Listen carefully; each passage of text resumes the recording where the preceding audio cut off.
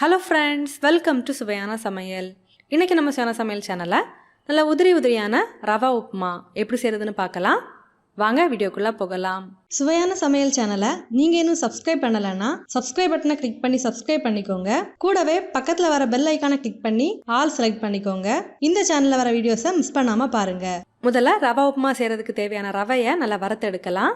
ஒரு கடாய் எடுத்துக்கோங்க. கடாய் சுடனதுக்கப்புறமா தேவையான அளவுக்கு ரவை சேர்த்துக்கோங்க.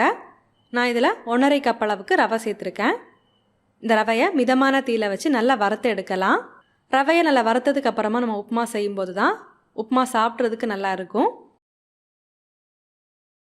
இப்போ பார்த்தீங்கன்னா ரவையை நல்லா வறுத்து எடுத்தாச்சு. இதை தனியாக எடுத்து வைக்கலாம்.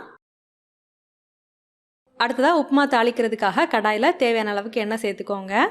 எண்ணெய் சுடானதுக்கப்புறமா கடுகு சேர்த்துக்கோங்க. கடுகு பொரிஞ்சதுக்கப்புறமா 1 டீஸ்பூன் உளுந்தம்பருப்பு சேர்த்துக்கோங்க. கூடவே ஒரு 1/2 டீஸ்பூன் கடலைப்பருப்பும் சேர்த்துக்கோங்க. மிதமான தீயில வச்சு இதை நல்லா பொன்னிறமாக வர அளவுக்கு வறுத்து விட்டுக்கோங்க. லைட்டாக பொன்னிறமானதும் ஒரு காய்ந்த மிளகாவும் கொஞ்சமாக கருவேப்பிலையும் சேர்த்துக்கோங்க. ஒரு சின்ன துண்டு இஞ்சியை நல்லா பொடியாக கட் பண்ணி சேர்த்துக்கோங்க. இந்த எண்ணெயில் நல்லா வதக்கி விட்டுக்கோங்க.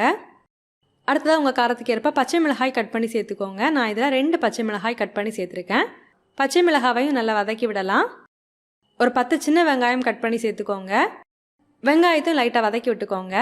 வெங்காயம் லைட்டாக வதங்கி வந்தால் போதும், நல்லா பொன்னிறமாக வதக்க தேவையில்லை.